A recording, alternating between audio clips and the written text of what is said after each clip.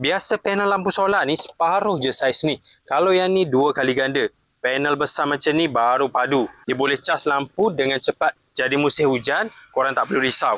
Kalau korang beli watt yang paling besar, korang dapat panel besar macam ni tau. 60 cm kali 35 cm.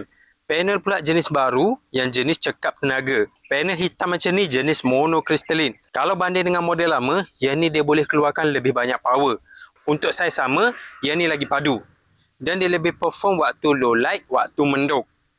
Jadi waktu musim hujan, kalau waktu mendung lama, korang jangan risau, lampu ni tetap boleh dapat cas yang cukup sebab dia pakai panel model baru.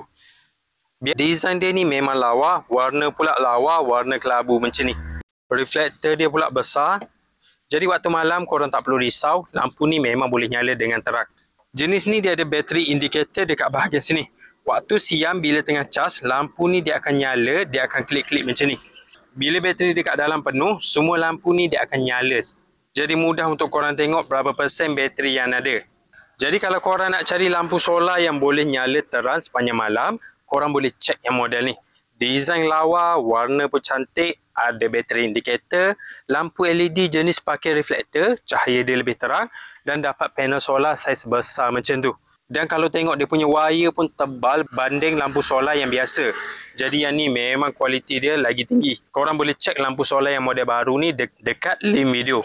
Hari-hari pasang lampu ni pun tak ada hal. Korang tak perlu nak bayar bil elektrik.